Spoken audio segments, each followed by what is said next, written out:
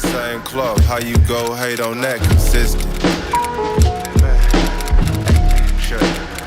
No matter what, stay consistent.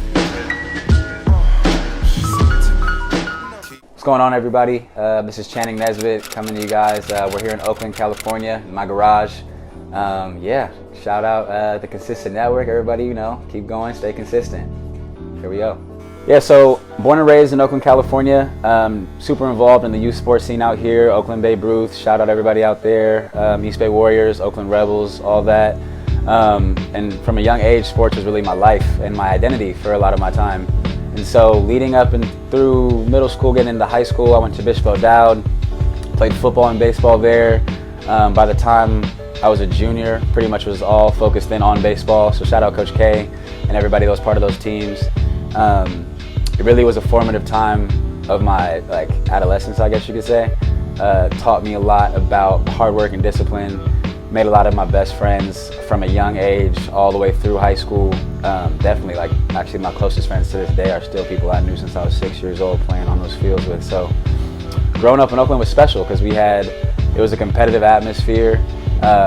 You learned a lot from those coaches that were out there. You learned a lot from those people that were on those fields and on those courts with you, growing up in the same situations that you are. So very cool experience, and translated into O'Dowd, and by hard work and a lot of luck and a lot of blessings, I was able to go on to University of Washington and play 4 years of baseball there during my undergrad experience. So it was a good time. So I got up to UW. 2014, 2015 was my freshman year. And like I was saying, I had a bunch of expectations for what my college baseball experience was going to be, college athletic experience was going to be. And I think a lot of it was affirmed when I got up there, but you're still, especially coming from a place like Oakland that is so special and so specific, I definitely had a lot of learning to do and a lot of growth to reach. And so that freshman year was completely about growth for me, completely about really understanding who I was as a player, as a student, and then as a person at the end of the day. It's exciting too, because you're playing in the Pac-12, you're around some of the most talented people in the country, and there's pressure, but it's also just most of it was just excitement and really just trying to work for opportunities and grow. That being said, my time at UW wasn't at all what I expected in terms of my baseball career, if you want to call it that. I had a great time. I made a lot of really good friends out there, and really worked hard and learned a lot about myself through competition and off the field too, you know what I'm saying? So I think the biggest thing I took away from my undergrad experience playing baseball was just the aspects of work ethic, the aspects of being comfortable when you're uncomfortable, and then really just how to translate that into how you live your day-to-day life. One of the things my coaches would always say is he's teaching you the lessons he's teaching you are not really baseball lessons. They're lessons that you're supposed to take into the job with you, lessons you're supposed to take with you and how you interact with your family, how you interact with all the relationships you have, really. And so for me, that was the biggest thing that I took from my entire experience. I was also lucky enough to get a chance to play in the College World Series. We were the first team at our school's program history to make it there, and it was a mixed bag of emotions, because being a baseball player, I remember watching the College World Series when I was 5, 6 years old, you know what I'm saying, and getting there and seeing the field, going to Omaha, and being really treated like a professional for that week and a half we were out there. It was kind of just a manifestation of all the trials and tribulations that I had personally been through, that our team had personally been through that year. And if you can ask anybody on that team that year, they'll tell you there was no expectation of going to the College World Series. We were actually halfway through the season really supposed to be knocked out, and we just had a turning point, and we all kind of know what that turning point was, and we all had this common bond that was ingrained in us, and that led us there. So that's an experience that kind of sums up, I think, my entire college experience as an unexpected path of trials that led to something that was super great and really ended in a nice way. And I'm forever thankful for all my athletic experiences. I don't think that I would be the same person today if I didn't experience what I had, didn't have the coaches that I had, didn't make the relationships that I had with the people from Babe Ruth all the way up to UW, from East Bay all the way up to Bishop O'Dowd, whatever it may be. You just learn a lot about becoming a man early on playing youth sports in Oakland that helps you translate into wherever you go with sports, or wherever you go in life. So for all you guys out there that are trying to go and play college ball, baseball, basketball, football, whatever it may be, the only thing that I would say to you is develop a routine early and take it seriously, because that will really set you apart and that'll help you become comfortable a lot quicker. And then once you have that routine, extend it and push it, because if you don't, then you only end up getting comfortable, and you never really want to actually be comfortable. So extend it as far as you can, push it, and then stay true to who you are. Stay true to who you are. Don't ever compromise yourself. Don't ever worry about what the next man is doing. Just stay focused, and you'll get there. A lot of my experience dealing with like adversity and whatnot comes from athletics and stems from expectations not being met or whatever it may be. And like if you would ask me if I had foreseen my like baseball career going the way it did when I was a senior in high school, I would have laughed at you, or like not really taking you seriously. So for me, that was like the biggest growing point in general. Like you have to find your identity outside of that sport, outside of whatever that passion, that initial passion is. And so for me, like going through undergrad, I remember, especially in the middle part, like really trying to understand how to deal with a lack of opportunity, how to deal with injury. This is probably the biggest thing. How to deal with actual moments of failure. You have to wake up and look at yourself in the mirror and be okay with the effort that you put forward. Be okay with the fact that there's another day for you to conquer and for you to win, and be okay with the fact that you did fail, and the fact that you didn't meet the expectation that you thought you were going to meet, but you're still going to put in just as much, if not more work than you put in the day before. And I'm not going to say I was perfect at that. I'm just, everybody preaches that all the time, and I believe in it full-heartedly. And that was something that was super challenging to me, like during undergrad, because of the expectation that I guess I had on myself, the expectation that and the pressure that I believed was there, that wasn't really there at the end of the day. And so during those middle years of undergrad, like a lot of soul searching was done on my part, a lot of hard work was also done on my part, and at the end of the day, I think that's really what helped me stay strong, stay focused, and get to me to where I am today.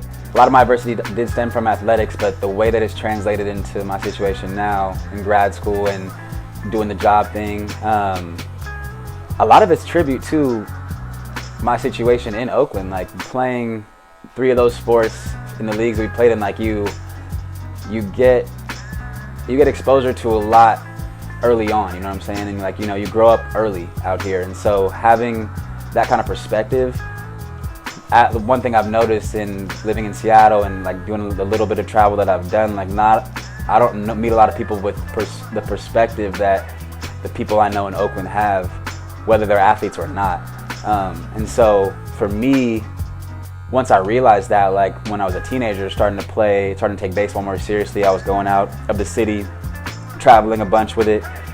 I learned that these kids that I was playing with, they didn't have the same outlook on a lot of life that I did. They weren't as inclusive, they weren't as open-minded, they weren't as willing to give up whatever it was that they needed to give up to, not necessarily provide for themselves, but just like, to make it that next mile, to go home feeling like you really accomplished something. And not that they didn't work hard, they did, but it's just a different perspective, and honestly a perspective that can't really be put into words a lot of the time. So for me, I pretty much started learning that probably by the time I was around 13, and really started branching out a little bit with the athletic thing. And then how that translated now after undergrad, because the same thing, you go and I'm playing with kids who are from different parts of the country and have totally different upbringings, see the world completely different than I see the world, and I'm having to relate to them, I'm having to find common ground, I'm having to, at the end of the day, prepare myself to trust them in a way as if we're going into battle for something, And so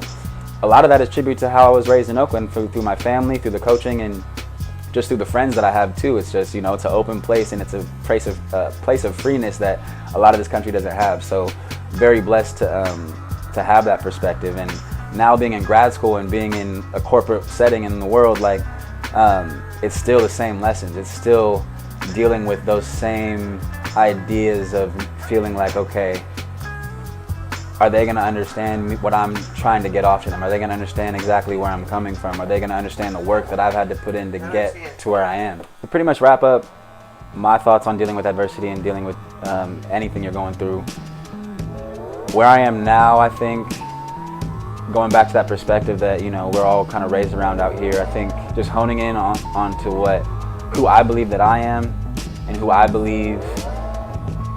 how I believe my surroundings have curated me to be, I think is super important, and that's for anybody, for wherever you are. You know, I'm being in the middle of my 20s, like, you know, or getting ready to be in the middle of my 20s, like it's a transitional period, and with that transition can bring like uncertainty, anxiety, whatever it may bring, and you know, we can see a lot of that going on in our communities today, just with the increased amount of access we all have to each other. We see people who are going through things. We see people who are dealing with this like true hardships, and I can only speak to my experience and how I've learned to deal with those, and through my athletic journey and through my professional journey now, as long as it's been. But my thing for everybody is just at the end of the day, just know that you are who you are for a reason. You come from where you come from, and you have the people around you for a reason. And for me, like, I've been super blessed with a supportive family, supportive friends. I've been super lucky in that light. Like, not everybody can say that, and so all I can do is share my outlook on it. But at the end of the day, I do believe everybody does have the power to stay true to themselves at the end of the day, and don't try to do too much. Don't try to be somebody you're not. And I think with that, you'll be able to mitigate a lot of the adversarial things that come in your way, and a lot of the bumps in the road that you might experience. I know when I was going through the majority of my hardships, or whatever you want to call them, it was because I was getting out of my zone, or my, just like, you know, the place that I knew that I was most comfortable being, and that at the end of the day was just being myself. So it took a lot of years of grind through athletics, took a lot of years of grind through school, and now it's going to take a lot more to continue to grow through this next stage of my life, and I'm excited about it. Especially those who are actually like my age, within 20 to 25 range. Like, we grew up in a time where access became super easy for all of us, social media, whatever you want to call it, and for me, I think the decade has been defined by change, and has been defined by our generation kind of embracing that change and what it means to instill that in the people around them and kind of promote it in a sense. And whether it's how we go about sharing our stories like this with this network, and how we go about promoting the different ventures we're going through in business and going through in terms of what we're interested in and we're passionate about, like, I think that's what this decade's kind of been defined by, is just like it's become ours, and we have the potential to really make it grow even more. And I'm not even, you know, super, you know, into that kind of stuff, but I just have really appreciated seeing so much positivity, especially in our community too. Like, we have people starting businesses, we have people going and getting scholarships, playing ball, and we have people that are, you know, just starting different avenues of increased exposure to things they're passionate about. And I think for me, that just continues to inspire me, and, like, you know, it's something that I think has defined our generation and has defined this decade. And so as we wrap up 2019, I could say that it's been an interesting ass decade. You know, I've learned a lot, and my identity's had to shift, and that's had to change, and it's all about growth.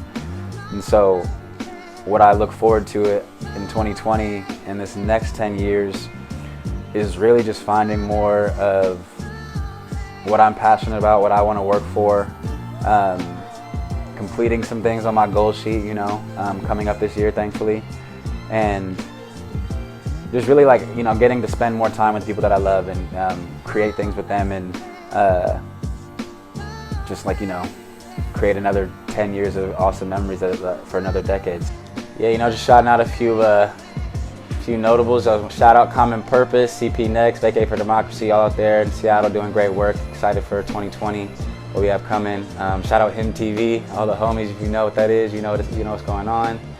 Yeah, shout out No End Entertainment, you know, doing big things. Josh back there doing it. So we're excited for what we have going on, and yeah, shout out just everybody, you know, that was able to share this past year with me. I appreciate y'all. So Yeah, shout out Nick Agar too, for real, for putting this together. Really proud of you, man. This is like one of those things I was saying, like it's one of those things that's defined our generation in this decade, like just providing access for people to do and show what they're passionate about. So big ups to you, and looking forward to all that you have coming down the pike. My name is Channing Nesbitt. We're in Oakland, California right now in my garage. It's been a great holiday season, so everybody hopefully closes the year out strong, and looking forward to everything that's going to be done in 2020. So signing off, peace.